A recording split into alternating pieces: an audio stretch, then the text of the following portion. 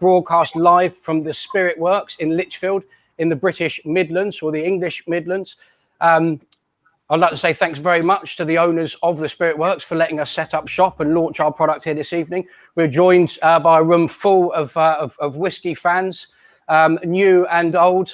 And I think before we begin and get stuck in and talk about the whiskey itself, I'd like to invite Tom, one of the owners of the Spirit Works, to come and join us and talk a little bit about their bar and what they're about.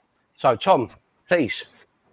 Yeah. Hello. Thank you very much for allowing us to come here this evening and set everything up. You're welcome. Yeah. But so before we begin, if you could please tell everyone at home a little bit about what the Spirit Works is and what you guys do. Well, yeah, we started out producing our own spirits, namely gins and things like that, about 5 years ago, and then 3 years ago we thought we'd sort of launch a bar so we can showcase those the spirits properly to the local people. So yeah, we opened a bar just almost 3 years ago.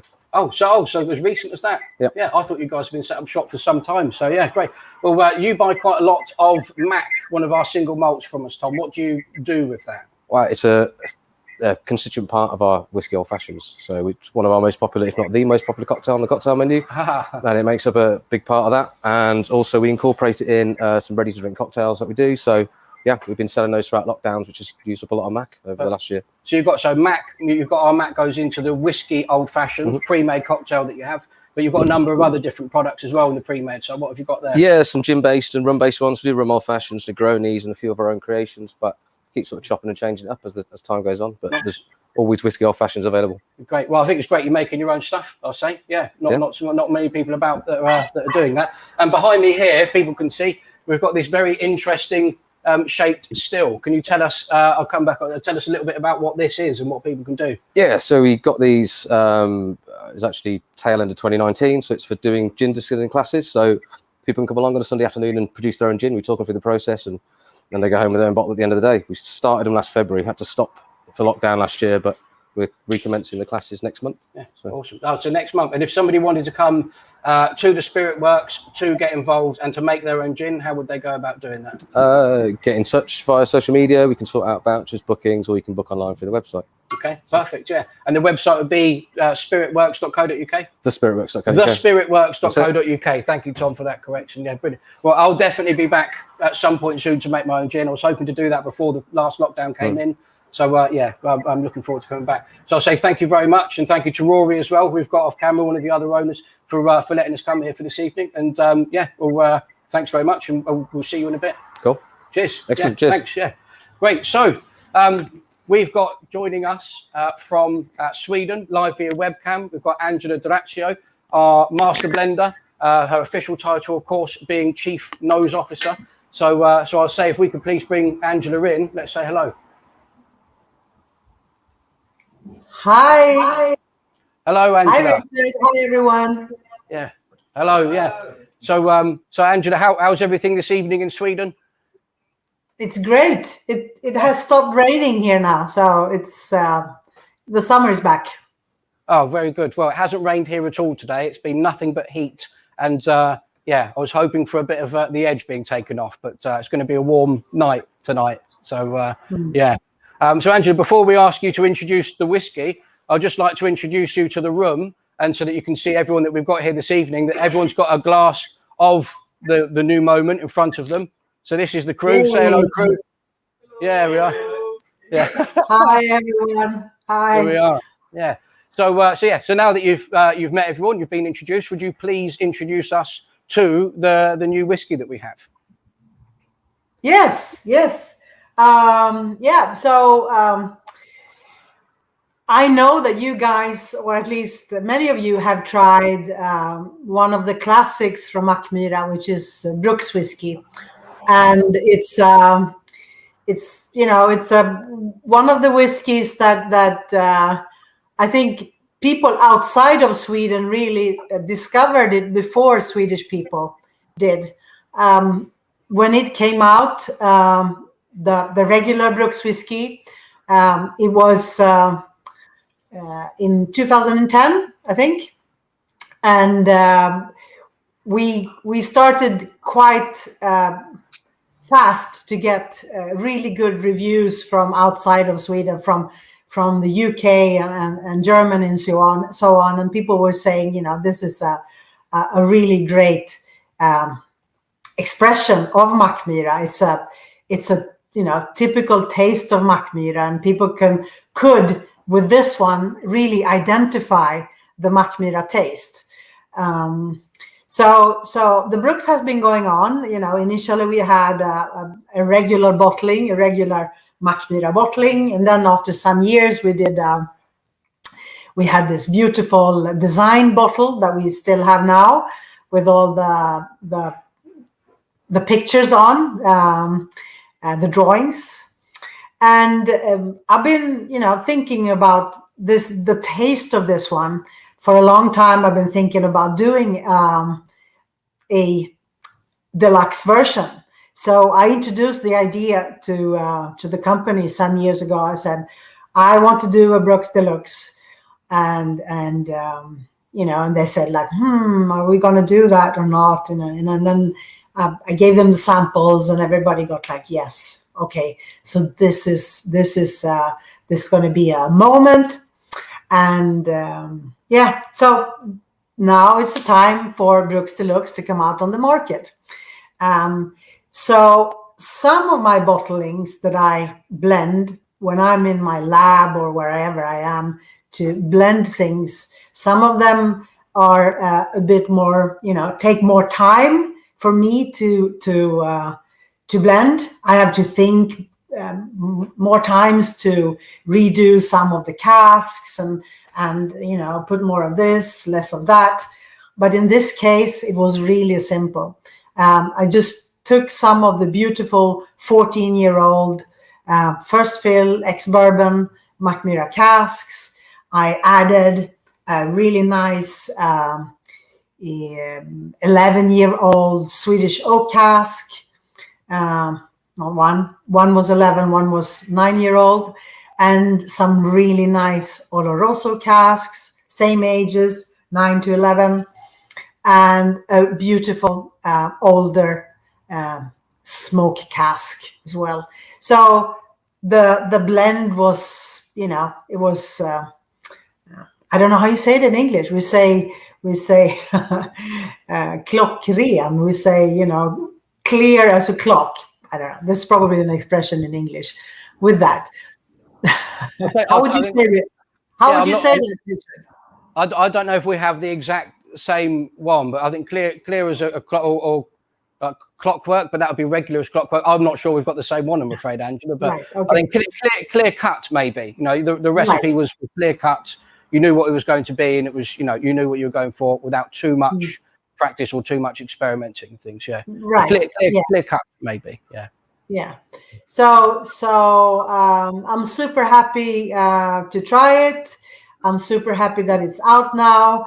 Of course, it's a super limited edition. So we made 1,999 bottles. And that's it from this one. Yeah, I hope you enjoy it. I mean, let's taste it, unless you have tasted it already. But I can walk you through my thoughts on the taste. Please do. So we've given everyone in the rooms had a sneak peek. Right. So we've done a tasting of the original Brooks Whisky and then the Brooks Whisky Deluxe as well, so that people could try them both on the same evening. Here's one I made earlier for mine. So yeah, if you'd like to please lead us through then, Angela, let's, you know, talk a little bit about what you think people might be able to find. Yeah. So if you, I don't have both of them here beside, but I kind of know the ordinary Brooks. So the classical aromatics in Brooks is the pear drop, the nice pear house style of our bourbon casks. So that is quite clear, in my opinion, in the ordinary Brooks. In this case here, you sense it still. You still have the pear drop, but it has gone more concentrated, and it's a more toffee-like pear drop. So it's really much more complex and deep, and has a lot of beautiful, I would say, tropical tones to it, and the citrus, clean as a whistle. Yes, that's good also. So the fruity notes are incredible in this one. They are much more complex, much more wide, much more deep. You have the citrus, you have a very deep kind of citrus tone, nearly a bit of grapefruit in it as well, and some tropical tones, perhaps some melon. Yeah, citrus and pear is really the one that stands out for me. Okay. Do you have anything to add? Well, I don't know. Is there anyone in the room that's got anything that they might think is different, or would disagree with Angela? Some pineapple, yeah. So some tropical. You said about tropical notes, yeah. Tropical-ish notes, yeah. Shout out to the CEOs. Yeah, pineapple, melon. I think melon I would classify as a tropical fruit, I might argue. Yeah. So we're hearing mint chocolate. So I think Angela, when we met and we did, the UK training on this, I think Mickey and I, my colleague in the north, found mint and eucalyptus. So yeah, so mint chocolate, and there is, I would agree, something chocolatey to it as well. Like even if it's just the texture to it, I think there's a lot of texture to it. I know we're just talking about the nose, but even on the nose, you can find a bit more sort of waxiness to it than perhaps in the original Brooks as well, the Brooks whiskey. Yeah. Come in. Sorry, Angela, but comments, please. Anyone that's watching from home, please comment, ask any questions that you have. Let us know if you were lucky enough to have one of these delivered today, because deliveries have begun and orders are coming in now. Please, send us a comment, and anything we see on the screen we'll get round. So we've got Shane here is saying the missus and I are dramming along. Oh, fantastic, Shane. So you're one that got one. The bottle arrived this afternoon, so there's one person at least that's got one at home as well. So cheers or score to you, Shane, and the missus. Yeah. Okay. So Angela, go on, please. No, ask me questions if you want. Okay. Well, I was just going to say, maybe move to the palate, if that was. Yeah. So I was just going to say that the complexity of all these fruits and herbs and everything in the nose, it really gives away that it's an older Mackmyra. So the fruit is much more sort of contained. It's deeper, as I said before, but it's not the fresh fruit anymore. It's more like it has been a bit dried or candied or so. And the mint and the eucalyptus are also notes of Mackmyra becoming a bit older. I would say the grapefruity tones as well. And of course, as you say, chocolate and vanilla and all those things in the nose are there wonderfully.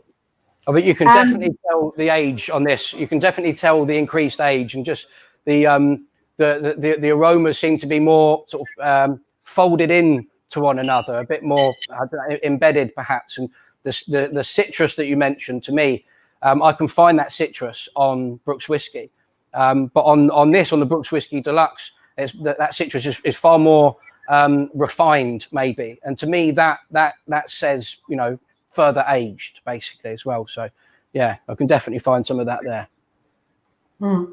And when you taste it, the citrus and the pear and the refined citrus and the tropical fruitiness and all these vanilla toffee tones are coming through in the taste.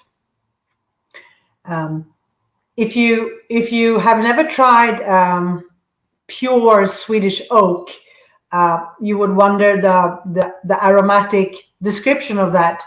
And one of the things that you sense in Brooks is a little contribution from the Swedish oak, and that is the tobacco leaves in the nose and in the taste, and you get that sort of herbal tobacco leafy kind of, well, mint or eucalyptus is a little bit from that, but also some white pepper, aniseed as well.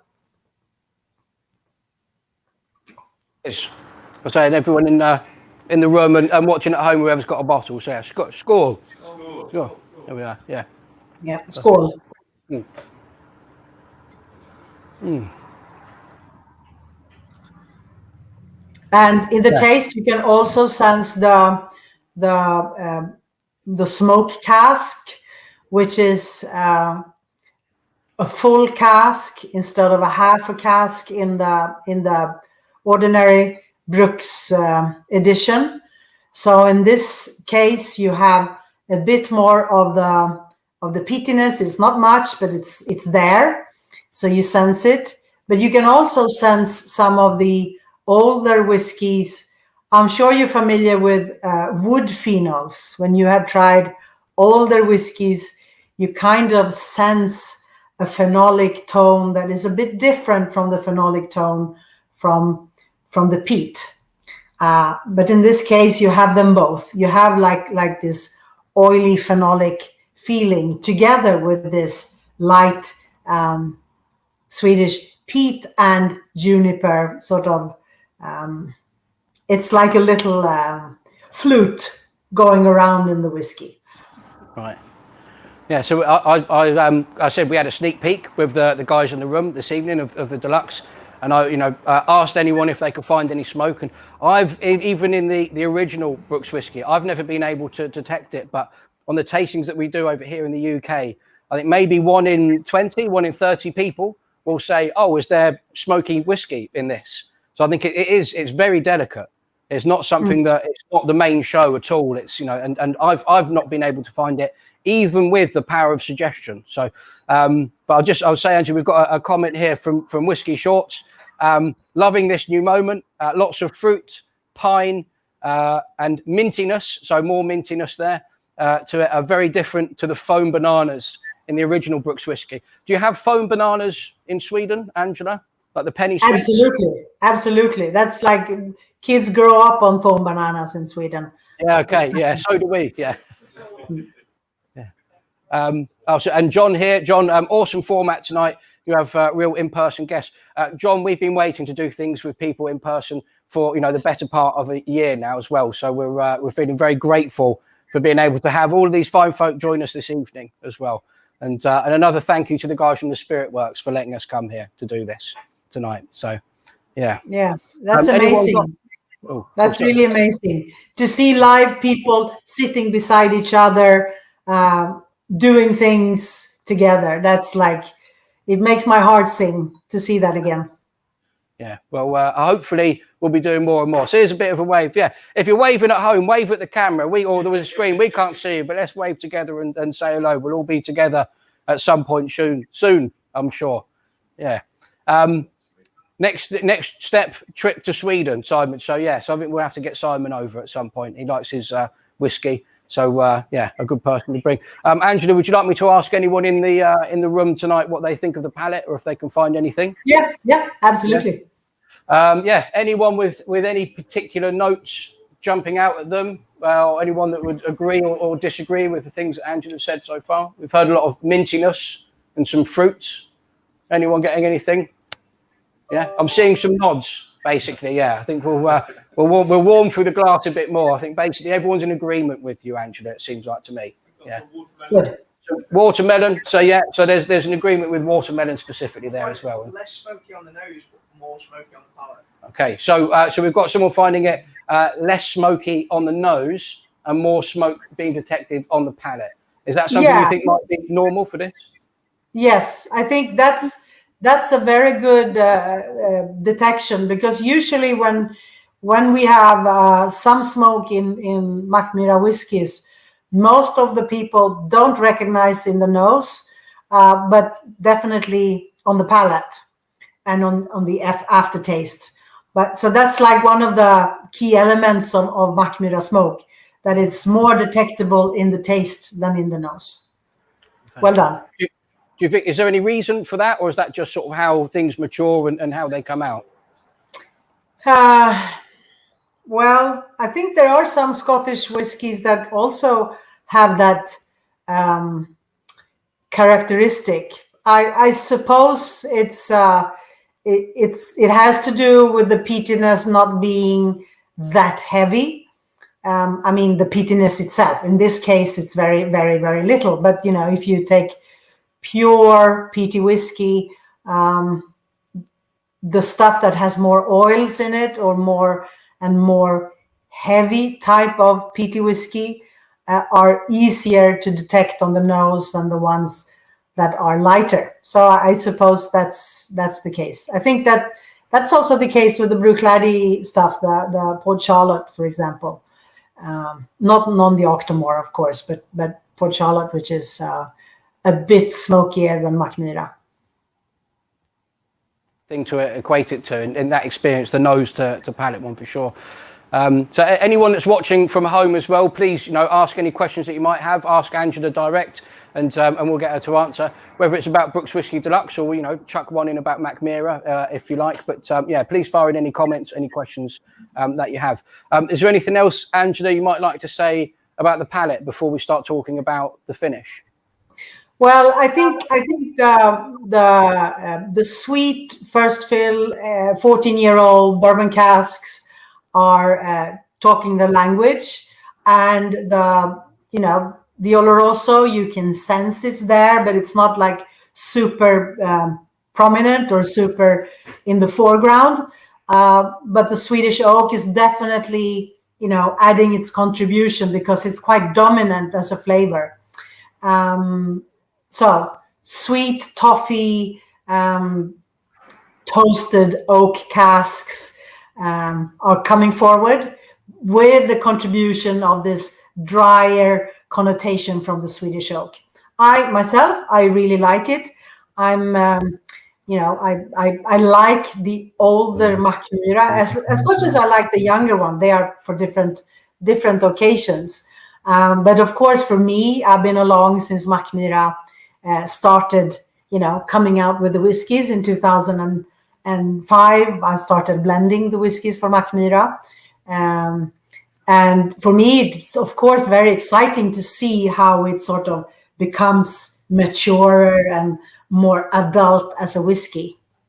Definitely so. Yeah. So the taste is, I like the taste.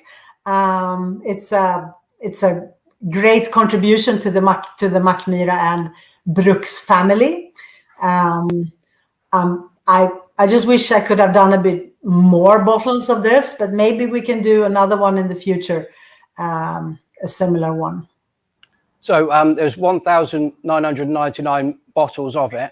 You know, why was it that specific number? Was it 2,000 and we broke a bottle? Well, it was like, you know, so the year 99 was the year when we started distilling, and you know, I could have done like 100 more bottles, but we stopped there because we thought it was like a good year to put on and you know, add a zero there, or just 99. And we've got a question on the screen, or had one just then, from John. How many casks did you try to create this moment? Was it harder than usual than doing the original? I think you said it was more straightforward than the norm, but you know, how many casks did you have to try? Well, I think I tried like initially when I did the blend, I think I tried like 25 casks or something, so very little.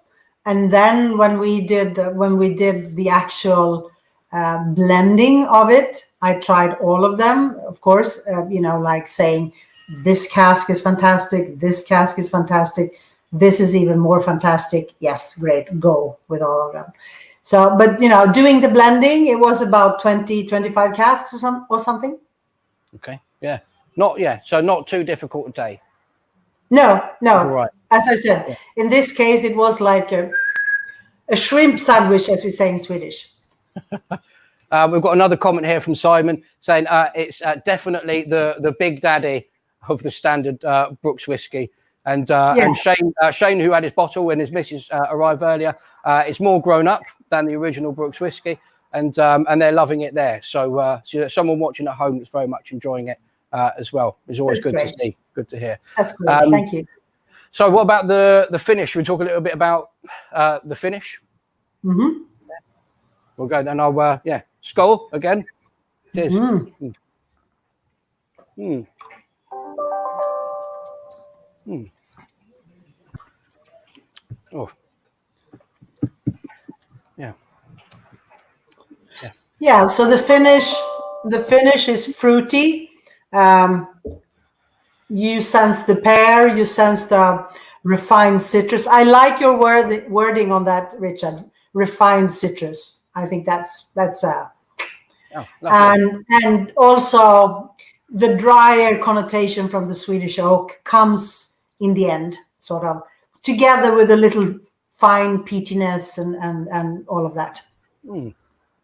So I think that the Swedish oak element, I know that's small, but that I can find that most present on the finish itself, as you say, that sort of that little bit of spice, that little sort of quick bit of drying, without it being a dry finish as well. There's just that element there, that balance with the rest of it, because I've found the nose and the palate, there's some sweetness to it, but it's not sweet. Brooks whiskey's got, for me at least, we all find our own things, but is relatively sweet. Whereas there's some sweet things present, but as I think you described earlier, older versions of what they are and a bit sort of altered. So you can still find, pear drops and orchard fruits and things, but they're just seem more mature, a bit more, I don't know, a bit more flavorful rather than a bit more savory, maybe, I think. Yeah. That's what I'm trying to say. Yeah. Oh. And what about, is anyone getting much in the room that we have here this evening? Anyone getting much on the smoke, maybe on the finish? I know we had some people could find it on the palate, a little on the nose. A touch of ash on the finish from one. Anyone else agree, disagree? No smoke? Yeah. I think that smoke's so delicate that you have to be quite sensitive or have eaten the right foods maybe that day to be able to find it, I suppose. Because even for me, I tell myself I can find some smoke on the finish, but I'm not sure if that's just me telling myself that or if I can now that I know it's there. Yeah. And I suppose you can find smoke, Angela, because obviously you've made this whiskey, you've created this whiskey, and you wanted to have a small amount of smoke to it, so you must be able to sense it. I can, yes. I think it's great that it has this element of just a bit more of that Mackmyra smoke into it. It's like as you said before yourself, the regular Brooks is quite hard to detect it in. It's more there to create like a backbone to the elegant fruitiness of the regular Brooks. But in this case, it's more, okay, so you have it as a backbone, but you also, you're starting to detect it. But it also depends, I mean, of course, if you're very used to smoky whiskeys, you might not sense that this has a smokiness at all. Yeah, so I suppose it depends on your taste buds also. Yeah, well, I mean, it's delicious whether or not you can find smoke. For me, this is I like the Brooks whiskey very much, but I think this for me is it is a shame. As you said, it would be nice if there were more bottles of this available. I think in the UK, anyone watching from the UK, we only got quite a small allocation over here. We've already sold a good number of them as well in the last week from pre-sales and things that have come through. So I think we've got fewer than 180 bottles of this in the UK at the moment as well. So if you fancy it, I'd say move quickly. So we've got a comment here from Steve. DLX is not showing on the UK website yet. Is it only available through the .com website? I think that is the case. Yeah. So look at mackmyra.com and you'll be able to find the Brooks Whisky DLX, sorry, there, or Deluxe, but yeah, you should be able to find it. So yeah, thank you, Steve, for the question. If anyone else has any questions, as I said a moment ago, please fire them in. If anyone in here has any questions, we won't put you too much on the spot. We won't come at you with a camera or anything, but if anyone does have any questions for Angela, now would be the time. Yeah, I was just wondering how long Angela's been with Mackmyra and how you come to be known as the Chief Nose Officer. Okay, so Angela, so we've had a question here. It said, how long have you been with Mackmyra, and how did you become known as the Chief Nose Officer? Yeah, good questions. I met the Mackmyra people when I was the responsible of a big, huge whiskey bar in Stockholm called Accurate. And I was doing a lot of tastings, and we had the introduction of Whiskey magazine in Sweden. And Michael Jackson came along and, you know, had a tasting, and the Mackmyra people came along and they brought their new make along. And, you know, so we chatted a little, and I said, okay, that sounds fantastic. I want to come up and visit you. So that was in 2001. And then 2002, I was invited to try the first casks together with other sort of, you know, Swedish whiskey people who knew something about whiskey and taste. So I went up there in 2002, and, you know, we had this tasting, and I actually started crying because I was so emotional about the stuff that they had. And I think they have a picture of me sitting there by the big pool table. They had a huge pool table at the old Mackmyra Brukswhisky distillery where we had tastings back then. And yeah, so you know, from 2002, I started doing things together with them, you know, writing my opinion about them and writing about Mackmyra.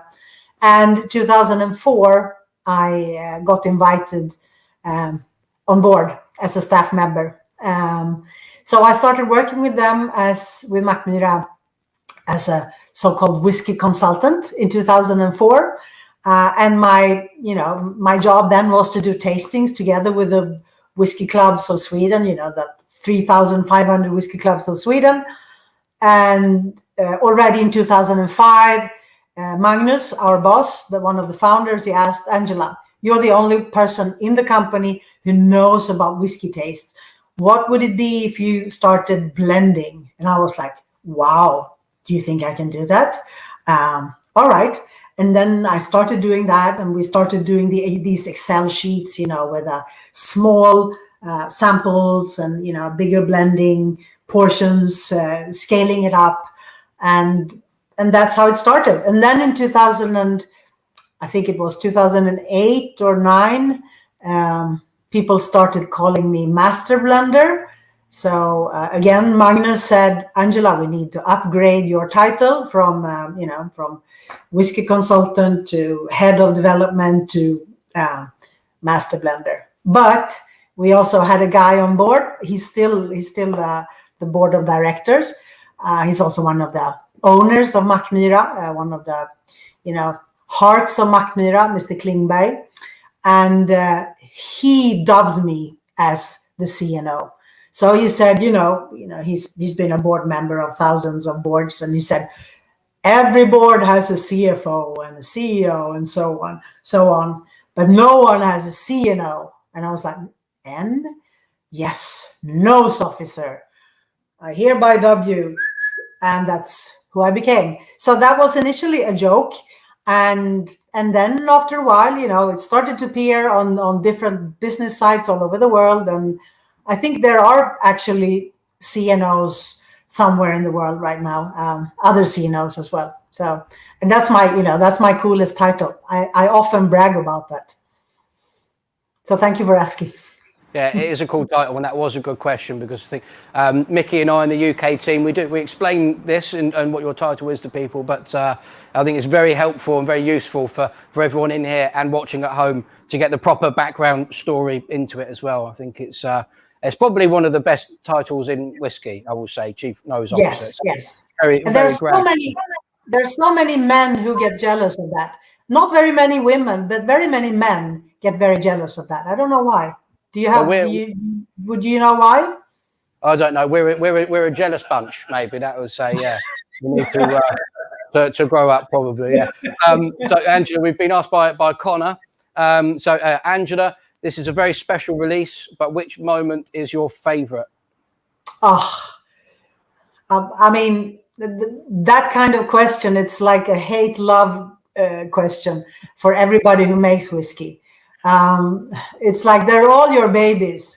Who am I going to, to love more? The last one that you do is always, of course, the favorite. So that's one thing for sure. But I would say last year's Körsbärsrök, so cherry wine finish smoke. I really love that one.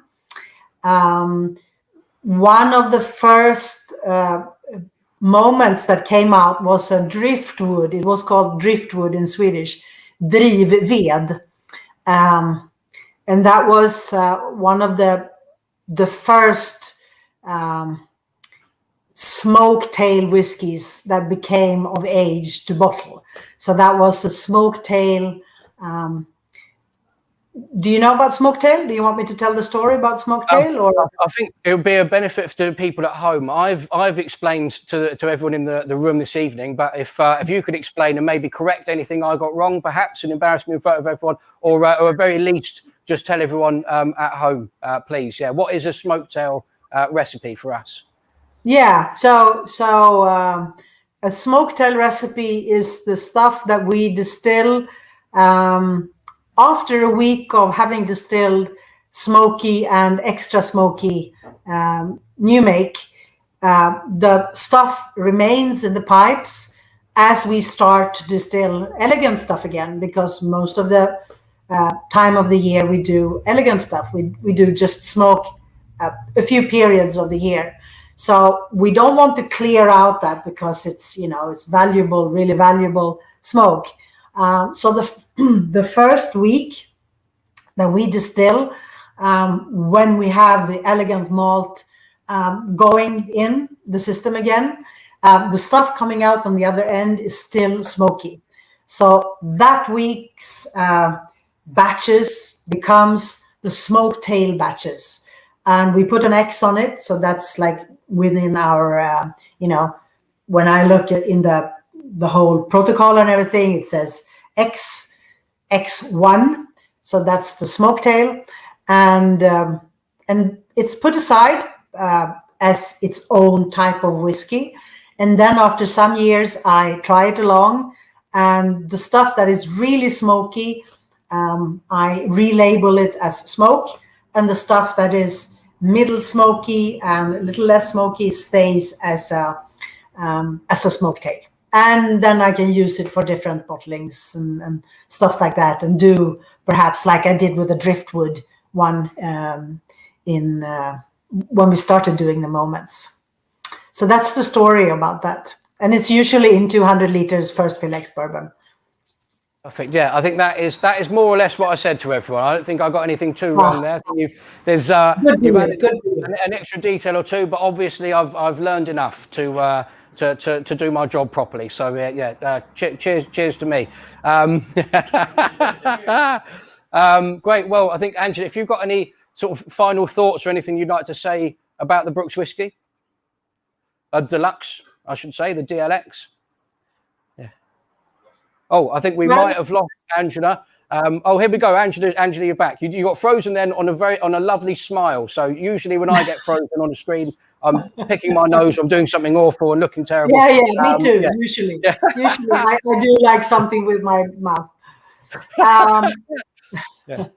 Well, what should I say? I think it's a lovely bottling.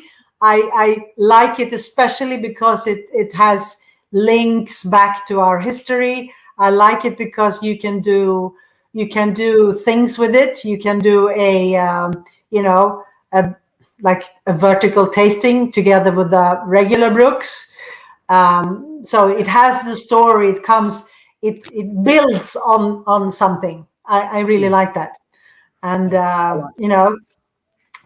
for the future, if you can save a bottle of this and to taste it together with something that comes out later, I can't tell you more than that because otherwise I will have to kill you. But if you can do that, you'll be lucky. Yeah, I think a good tip. If someone buys some of it, save a bit at least for some time to come, perhaps. Yeah, but maybe we'll leave it on that one, unless you want to tell everyone and then kill them if you just want to spill the beans anyway. No, we'll leave it.